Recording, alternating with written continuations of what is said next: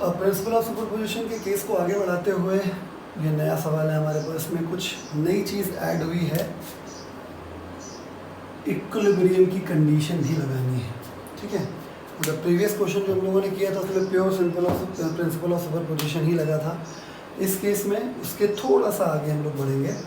ठीक है, इसमें लिखा हुआ है in the following diagram what should be the sign and magnitude of the charge to be placed at the midpoint M of the side BC so that the charge at A remains in equilibrium। तो सबसे पहली बात वो तो चार बात छोड़ दीजिए कि ये इक्विलिब्रियम में रहने वाला है। ठीक है, इतना तो क्लियर है। इक्विलिब्रियम में रहने का मतलब ये होता है कि उसके ऊपर टोटल फोर्स जीरो हो जाए।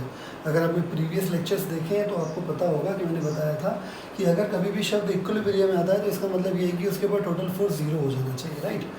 तो ज़ीरो फोर्स तो हम बाद में देखेंगे, पहले तो हम ये देख लें कि अपने पास जो नोन दो चार्जेस और एक्स्ट्रा दे रखे हैं उनकी वजह से एक कितना फोर्स एक्सपीरियंस कर रहा है और किस तरफ एक्सपीरियंस कर रहा है।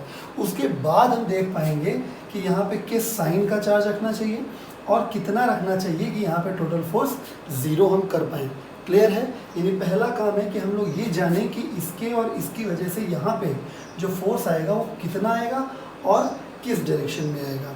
तो हम लोग पहले यही करेंगे, यानी प्रिंसिपल ऑफ सुपरपोजिशन का केस हो गया। ठीक है ना, तो सबसे पहला कदम है कि ये माइनस माइनस है। ठीक है, तो ये दोनों चार्ज, पहला स्टेप तो ये होता है इसकी वजह से इस पर निकालना है तो लाइन से जुड़ा होना चाहिए, इसकी वजह से इस पर लगाना है तो लाइन से जुड़ा होना, लाइन से तो जुड़ा हुआ है। दूसरा स्टेप होता है कि हमें डायरेक्शन पता होनी चाहिए, मतलब हमें फोर्स निकालना होता है, फोर्स किस तरफ लगेगा।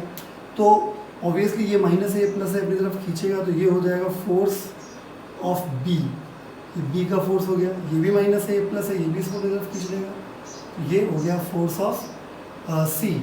ठीक है, फिर तीसरा स्टेप क्या होता है, लॉ ऑफ पैरेललोग्राम लगाना पड़ता है। लॉ ऑफ पैरेललोग्राम लगा के एक पैरेललोग्राम डिज़ाइन हो जाएगा, है ना। तो एक पैरेललोग्राम बन गया।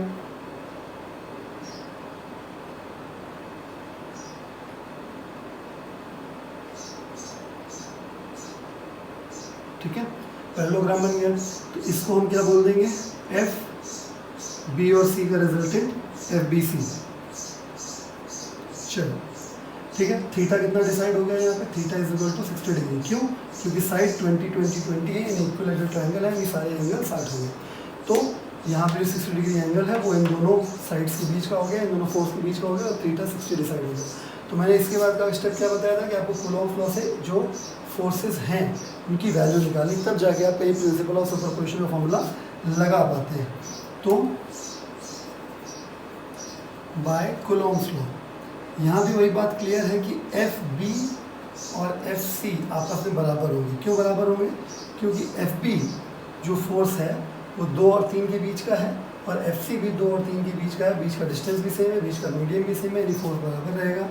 यानी फोर्स आएगा 1/4 पाई एप्सिलॉन नॉट। पहली बॉडी का चार्ज 3 × 10⁻⁻6 माइक्रो का मतलब ये होता है, साइन हम लेंगे नहीं। और दूसरा चार्ज है 2 × 10⁻⁻6 माइक्रो की वजह से 10⁻6 प्लस साइन है, उससे कोई मतलब नहीं। बीच में जो डिस्टेंस है 20 सेंटीमीटर का, 20 सेंटीमीटर बोले तो 0.2 मीटर, तो उसका होल स्क्वायर हो जाएगा। तो हम जब इसको सॉल्व करेंगे तो इसकी वैल्यू जो है वो वैल्यू आपको मिलेगी 1.35 न्यूटन, 1.35 न्यूटन। अब हम बढ़ते हैं आगे, क्योंकि फोर्स की वैल्यू आ चुकी है तो अब हम लोग प्रिंसिपल ऑफ सुपरपोजिशन लगा सकते हैं। तो बाय प्रिंसिपल ऑफ सुपरपोजिशन लगाएंगे तो एफ बी सी बराबर आ जाएगा √ एफ बी का स्क्वायर प्लस एफ सी का square plus 2 times of F B F C cos 60। Cos 60 की वैल्यू पता है, एफ बी एफ सी की वैल्यू पता है। ठीक है, सबको रख देंगे। एफ बी सी आपका आ जाएगा, एफ बी सी का वैल्यू आएगा 2.34 न्यूटन, 2.34 न्यूटन आ जाएगा। 2.34 न्यूटन वो भी किधर की तरफ, ए से एम की तरफ, यानी आप कह सकते हो अलोंग ए एम वेक्टर। चलिए ठीक है, यहाँ तक प्रिंसिपल ऑफ सुपरपोजिशन का काम हो गया। अब हम अपने मेन मुद्दे पे चलते हैं वापस। हमें कुछ ऐसा करना है जिससे क्या हो कि ए के ऊपर लगने वाला टोटल फोर्स हो जाए 0। तो क्वेश्चन आपने लिख ही लिया होगा, अभी तक लिख ही लिया होगा। तो अगर हमें ए पे टोटल फोर्स 0 करना है तो ए पे टोटल फोर्स 0 होने का एक ही तरीका है। ए पे टोटल फोर्स 0 करने का एक ही तरीका है कि हम equal and opposite force exert करें। मतलब ये कि ये जो हमारा FBC आया था,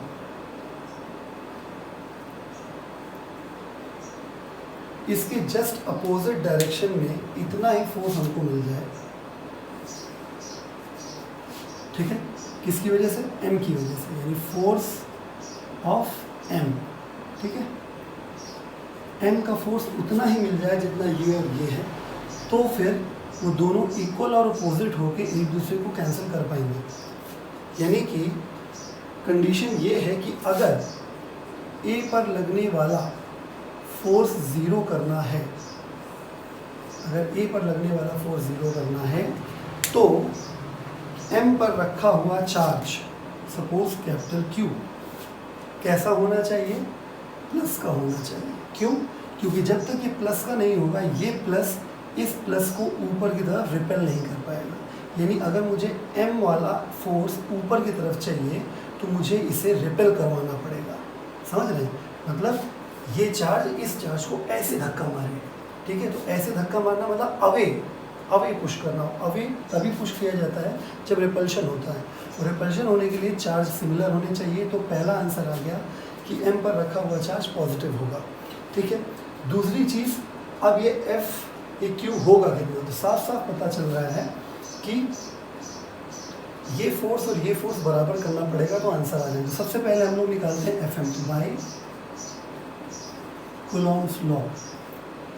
M की वजह से जो फोर्स आएगा वो आएगा 1/4 पाई एप्सिलॉन नॉट। पहला चार्ज ये कैपिटल Q हो गया।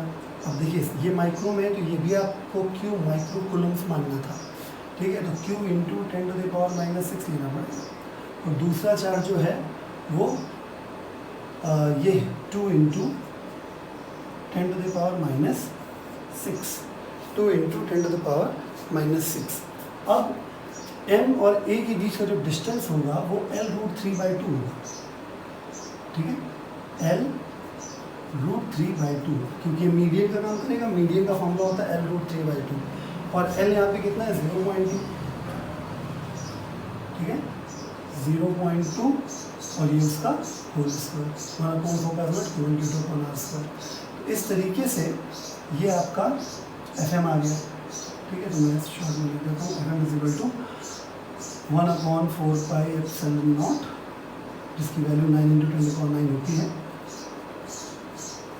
ठीक है, ये कितना हो जाएगा? इसका सॉल्व कर लेते हैं। तो 2Q इंटू 10⁻⁻12 अपॉन 0.2 0.04, और 2 ऊपर चला जाएगा तो ये 4 हो जाएगा। सॉरी, 4 2 8 हो जाएगा, और ये 3 हो जाएगा। तो ये 100 ऊपर चला जाएगा, 4 2 8। तो इस प्रकार से FM = हो जाएगा 18 इंटू 10⁻⁻1/3। ओके, राइट, इतने न्यूटन आ जाएगा। ओके, तो फॉर FA टू बी 0 क्या होना चाहिए? FA 0 होने के लिए FM और FBC बराबर होना चाहिए। FM = FBC, वैल्यू पुट कर देंगे। FM की वैल्यू ये आ चुकी है 18 इंटू 10⁻⁻1/3। इधर लिख देते हैं 18 into 10⁻⁻1/3 is equal to 2.34 Q. So after calculation we will get Q is equal to 3.9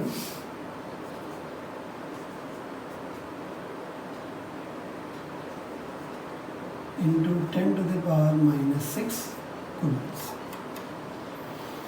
ये आंसर आएगा। प्रिंसिपल ऑफ सुपरपोजिशन के ऊपर ये लास्ट क्वेश्चन है। ठीक है। इस क्वेश्चन में लिखा गया in the following diagram if Q is equal to plus root 2 micro coulomb then find the value of Q if the resultant force on capital Q is 0। ठीक है, यानी हमें स्मॉल q का वैल्यू निकालना है और कैपिटल Q का value given है और कैपिटल ये बोला गया कि resultant force on Q is 0, यानी फिर से एक बार इक्विलिब्रियम की कंडीशन लगेगी। ठीक है, तो पहली बात तो Q का वैल्यू प्लस में है तो यहाँ पे हम प्लस पहले से मेंशन कर लेते हैं ताकि कंफ्यूजन ना हो। ठीक है, तो उन्होंने फिर से वही बात कही कि कैपिटल Q के ऊपर टोटल फोर्स 0 हो जाना चाहिए। तो कैपिटल Q के ऊपर टोटल फोर्स 0 होने के लिए एक बात तो तय पहले यही पता हो कि इन जो दो बचे हुए ये जो 3 चार्जेस हैं वो फोर्स किधर लगाएंगे। ठीक है, मतलब इतना तो क्लियर है कि इसका साइन क्या है, इसका साइन क्या है नहीं पता, इसकी वैल्यू क्या है, इसकी वैल्यू क्या है नहीं पता, लेकिन ये तो पता है कि ये कौन है। ठीक है, तो एटलीस्ट इतना तो हम कर ही सकते हैं कि सबसे पहले इसने इसके ऊपर कितना फोर्स लगाया ये कैलकुलेट कर लें। ठीक है, तो सबसे पहला काम लाइन से ज्वाइन करना था वो कर दिया, दूसरा काम फोर्स को इंडिकेट करना था तो ये फोर्स ऑफ ए हमने बना दिया है और फोर्स ऑफ ए हम लोग कैलकुलेट कर लेते हैं। तो बाई कूलॉम्स लॉ, फिर मतलब सारे स्टेप वही रहते हैं। बाई कूलॉम्स लॉ अगर हम कैलकुलेट करेंगे तो फोर्स ऑफ ए जो आ जाएगा, हाँ स्क्वायर की साइड नहीं दे रखी तो अपने मन से हम ए मान रहे हैं और ये बाद में कैंसिल हो जाएगा, आप देखिएगा। तो ये जो लेंथ हो जाएगी ये a√2 हो जाएगी। तो force of A is equal to 1/4 pi epsilon naught, दोनों चार्ज कैपिटल Q का स्क्वायर हो जाएगा, बीच का डिस्टेंस a√2 का होल स्क्वायर हो जाएगा। उसको हम इक्वेशन नंबर 1 मान के छोड़ देंगे। ठीक है, अब हमसे बोला गया है कि C के ऊपर लगने वाला टोटल फोर्स 0 हो जाना चाहिए, यानी फोर्स C पे लगने वाला टोटल फोर्स 0 हो जाना चाहिए। तो फिर से मैं वही बात कहूँगा कि C पे टोटल फोर्स 0 तभी हो पाएगा जब जितना फोर्स लग रहा है उसके जस्ट अपोजिट डायरेक्शन में उतना ही फोर्स आ जाए। यानी कि हमको कोई एक ऐसा फोर्स चाहिए, ठीक है, जो जस्ट इसको काउंटर कर ले जाए। अब बनी बात है ये फोर्स कैसे आएगा, उसके लिए आसमान से तो आ नहीं जाएगा, उसके लिए कुछ प्रबंध करना पड़ेगा। तो माय डियर आप यहाँ पे दिमाग लगाइए, ये चार्ज और ये चार्ज माइनस के होने चाहिए। क्यों? क्योंकि जब ये माइनस का होगा और ये प्लस का होगा तो ये माइनस वाला चार्ज इस प्लस वाले चार्ज को अपनी तरफ खींचेगा, तो ये हो जाएगा फोर्स ऑफ बी। और इन द सेम वे ये माइनस इस प्लस को अपनी तरफ खींचेगा तो ये हो जाएगा फोर्स ऑफ डी। ठीक है, तो इन दोनों फोर्सेस का जब हम लॉ ऑफ पैरेललोग्राम से रिजल्टेंट निकालेंगे तब हमें ये फोर्स मिलेगा और इसको हम कह पाएंगे FBC, नोटेड FBC। ठीक है, क्लियर है?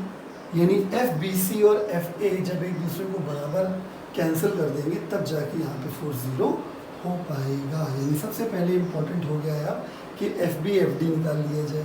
ठीक है, तो फिर से बात करते हैं कि बाई कूलॉम्स लॉ साफ साफ दिख रहा है कि FB और FD बराबर होंगे 1/4 पाई एप्सिलॉन नॉट। एक का चार्ज स्मॉल q, एक का चार्ज कैपिटल Q, बीच का डिस्टेंस a तो a का स्क्वायर है ना, ये साइड लेंथ है। ठीक है, तो ये FB FD बराबर आ गए। ठीक है, ये हो गया। अब इसको हम फिलहाल कैलकुलेशन की ईज करने के लिए इसको हम x मान रहे हैं थोड़ी देर के लिए। ठीक है, from first equation, from second equation मान लेते हैं। तो अब हम यहाँ पे क्या करने वाले हैं कि क्योंकि देखिए यहाँ पे दोनों के बीच का एंगल भी दिख रहा है हमको, theta is equal to 90 degree. तो बाई प्रिंसिपल ऑफ सुपरपोजिशन, क्योंकि जब तक प्रिंसिपल ऑफ सुपरपोजिशन लगाएंगे तब तक FB और FD का ये रिजल्टेंट नहीं आ पाएगा, और जब तक ये नहीं आएगा तो फिर इसको बराबर कैसे कर पाएंगे, है ना। तो पहले हम FBC निकालेंगे, तो FB and FD, it is FD my dear. तो FBD इज इक्वल टू हो जाएगा अंडर रूट FB का स्क्वायर प्लस FD का स्क्वायर जी plus 2 times of FB FD cos 90 is 0। तो यहाँ पे x रख देते हैं, तो FBD is equal to under root x square plus x square gives out x√2। तो फ्रॉम सेकेंड इक्वेशन FBD का जो वैल्यू आ गया वो आ जाएगा कितना, 1/4 pi epsilon naught capital Q small q by a square into √2, equation number 3। तो अब FC और एफ सी को ज़ीरो करने के लिए एफ ए और एफ बी डी बराबर होने चाहिए। तो for F C vector to be zero क्या करना पड़ेगा, F B D should be equal to F A. तो from first and third equation हम वैल्यू प्लेस करेंगे। तो 1/4 pi epsilon naught Q √2/a² लगेगा is equal to 1/4 pi epsilon naught A की value q² bye a√2 लगेगा। ठीक है, जब हम इसको सॉल्व कर लेंगे माय डियर, देखिए कैपिटल क्यू का वैल्यू पता है, कैपिटल क्यू का वैल्यू माइक्रो कूलम में 10⁻6 कर देंगे। ये कैंसिल हो गया, एक कैपिटल क्यू से एक कैपिटल क्यू कैंसिल हो गया, और ये a² है, a² से a² देखिए कैंसिल हो गया पूरा, है ना। तो इसको जब हम सॉल्व करेंगे तो आंसर में आ जाएगा q is equal to 0.5 × 10⁻⁻6 coulombs, या आप कह सकते हो 0.5 माइक्रो कूलम।